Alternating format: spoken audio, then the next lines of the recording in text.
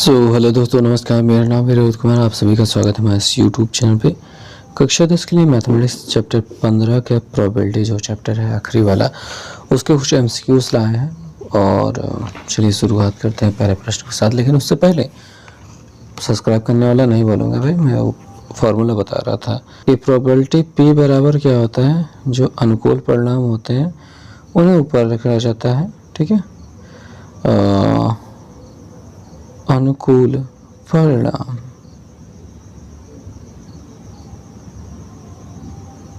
और नीचे लिखा जाता है कुल संभव परिणाम। ठीक है, नीचे कुल संभव परिणाम आने वाले हैं। तो चलिए देखते हैं पहले क्वेश्चन क्या है। जो पहला क्वेश्चन हमको दिखाई दे रहा है, वहाँ पे कहा गया है कि the probability of getting one head in coins is, यानी कि दो का जोड़ा यानी कि प्रोबेबिलिटी क्या है। हम यूँ ऐसा माना जा सकता है कि या फिर पहले कुल संभावित घटनाएं हैं वो इस आखिरी की दो स्थिति में आपको, जैसा कि क्वेश्चन में कहा गया है कि वन हेड दो कनम दो हो रहा है, चौथा वाला विकल्प यही आपका उत्तर होगा। यही एक हेड प्राप्त करने की प्रोबेबिलिटी है दो सिक्कों को जब एक साथ उछाला जाता है तब। अब नेक्स्ट क्वेश्चन पे हम चल जाते हैं। क्वेश्चन में कहा गया है कि probability of getting a spade a card from well shuffled deck of 52 cards, यानी कि 52 ताश के पत्तों को जब एक साथ अच्छे से तब उनमें जो एक होता है नीचे से। इसको पता करने के लिए आपको ताश खेलना आना चाहिए। आप ताश में थोड़े बहुत जानकारी आपको होनी चाहिए, तो ऐसा करेंगे तो आपको पता चल जाएगा। देखिए, पान के पत्तों की जो संख्या होती है, हर प्रकार की जो पत्तों की संख्या, 4 रंग के पत्ते होते हैं। पान हो गया और चिड़ी हो गया, हिंदी में चिड़ी तो बोलते हैं। ये इस सेब के ऐसे कुछ आकृति रहती है। और फिर लाल रंग, ये दोनों काले रंग के होते हैं। लाल रंग में आ जाता है जो दिल के आकार का होता है, पान कहा जाता है। और साथ में एक ईंट के आकार का होता है, इसे ईंट कहा जाता है। तो इन सभी की संख्या बराबर बराबर होती है। तो 52 सिक्के टोटल हैं, तो 13 चौके 52 होता है, तो 13 सिक्के हो गए। हुकुम के सिक्के की संख्या क्या है? 13।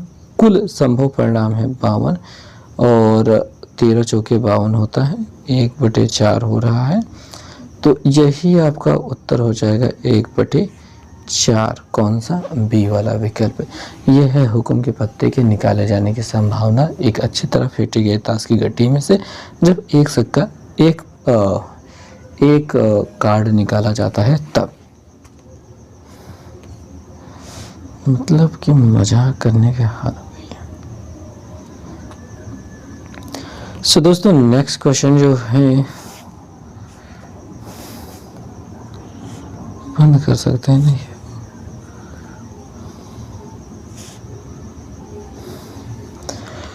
दोस्तों, जो नेक्स्ट क्वेश्चन है वो है, इसमें कहा गया है the probability of getting less than 3 in a single throw of a dice, यानी जो डाइस यानी कि पासा होता है, इसको जब थ्रो किया जाता है एक बार, तो 3 से कम आने की प्रायिकता क्या है।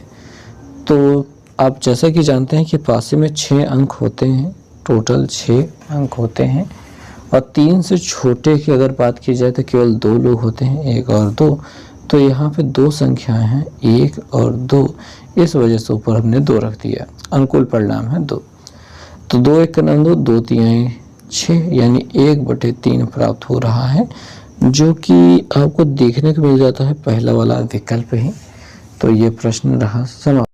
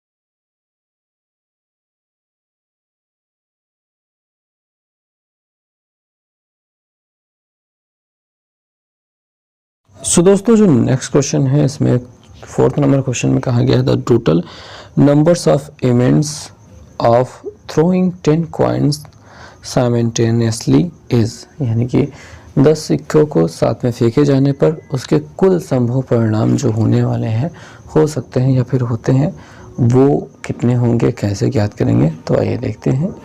देखिए 2 की घाते n ये होता है फॉर्मूला, 2 की घाते आप लगा दीजिए 10, क्योंकि 10 सिक्के हैं और 2 को जब 10 बार लेकर गुणा किया जाएगा तो 2 दूनिया 4, 2 तिहाई 6, 2 दूनी 4, 4 दूनी 8, 8 दूनी 16, 16 दूनी 32, 32 दूना 64, 64 दूना 128, 128 दुनिया 256, 256 दुनिया 512 और 512 दुनिया 1024, और ये 10 बार हो गया होगा 3 3 6 6 4 10, हाँ ठीक है। तो 1024 प्राप्त हो रहा है 2 की घाते 10 का मतलब। सो नेक्स्ट क्वेश्चन पे हम चल सकते हैं। यहाँ पे हमसे कहा गया है which of the following can be probability of an event, किसी भी एक इवेंट की प्रोबेबिलिटी कौन सी हो सकती है। इसके लिए हम आपको बता दें कि रूल क्या होता है कि कोई भी प्रोबेबिलिटी 0 से छोटी नहीं हो सकती, यानी कि माइनस वाली बिल्कुल नहीं हो सकती, और ना ही 1 से बड़ी हो सकती है, यानी 1 पॉइंट कुछ करके जो भी जाए वो। देखिए जो भी प्रोबेबिलिटी होती है वो 0 और 1 के बीच में लाई करती है, यहाँ यहीं पे होती है, उससे ज़्यादा यह कम नहीं हो सकती। चाहे जैसे कि अब पहले विकल्प की बात करें, पहला वाला विकल्प है 0.-0.4, तो ये एक प्रोबेबिलिटी नहीं हो सकती है, क्योंकि हमेशा 0 से 1 के बीच में होती है प्रोबेबिलिटी। दूसरा है 1.0094, और यहाँ पे भी आपको दिखाई दे रहा है कि ये प्रायिकता 1 से बड़ी हो गई, थोड़ा सा ही बड़ी हुई है लेकिन बड़ी तो है, तो ये प्रोबेबिलिटी नहीं हो सकती। तीसरा वाला है 18/23, और ये 18/23 जो दिया गया है ये हो सकता है कि ये एक प्रायिकता यानी कि प्रोबेबिलिटी बन जाए। और हालांकि अगर हम चौथे वाले बात करें जो कि 10/7 दिखाई दे रहा है, 10/7 कहने का मतलब हो गया ये 10 से मतलब ये 1 से इसकी वैल्यू क्या है, बड़ा है। 7 से जब भाग करेंगे 7 करने में 7, 10 हम लग जाएगा, बेस जरूर बढ़ जाएगा, यानी कि वैल्यू बढ़ती चली जाएगी।